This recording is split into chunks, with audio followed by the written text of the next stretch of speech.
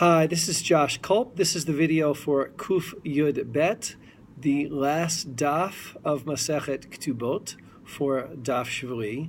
I think the topic of the last daf, Bimiuchad, the last few lines, are really appropriate for finishing a section of learning that you and I have been working on and learning together for 2.5 years, quite a long time.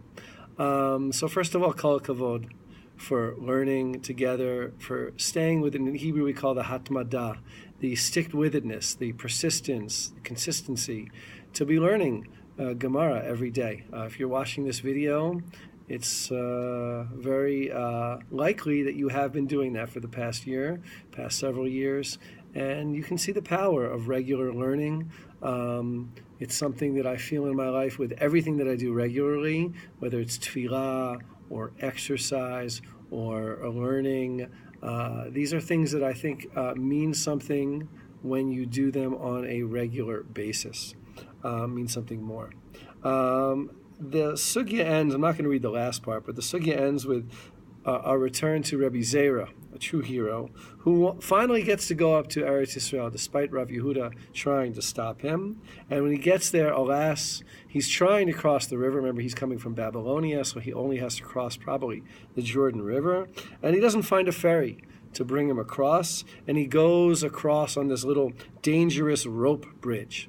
And some Sadducee, now we don't know who this is, I doubt that it's a real historical Sadducee. It's probably somebody who doesn't agree with what he's doing or is mocking the rabbis. And he says, Ama paziza de kadmitu pumaichu reudnaichu.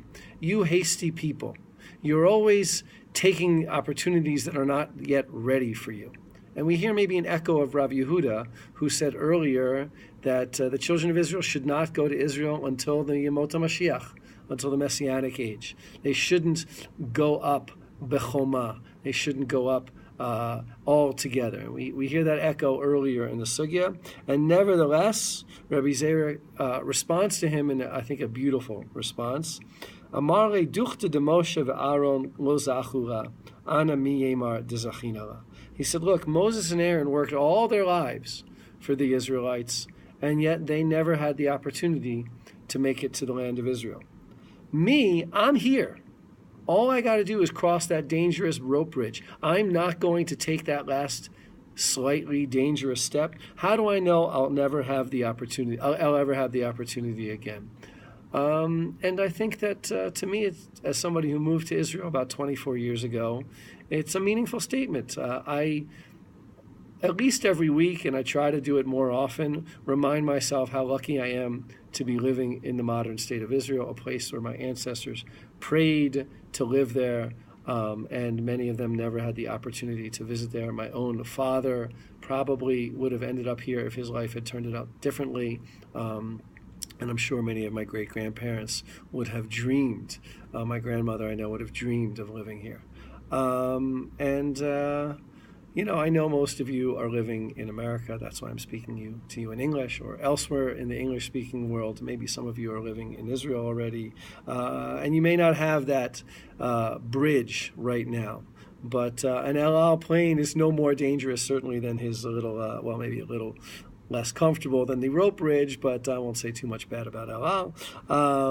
But you have the opportunity, if you're healthy and you can afford to visit here, come on a visit. Come to the conservative yeshiva. Come learn with us. Study with us online, or better yet, study with us for the summer. Study with us during a vacation, during the year. That's what we're here for. We're here for people to come and learn and experience, and just to be here in the land of Israel. And I hope that you will all continue to learn with me. Fittingly, we're moving to the Chutz La'aretz, in a sense, Masechet, the tractate that has a lot to do with living in a non-Jewish land. That's Avodah Zarah. So it might be fitting that we're finishing Ketubot not with something about Ketubot, but finishing Ketubot with learning about the land of Israel. And now we're going to move on immediately next week, when I hope you'll be learning with us, Masechet Avodah Zarah. So thank you very much. It's always been a pleasure for me. Please reach out to me whenever you can. And most important, keep up the great work that you've always been doing.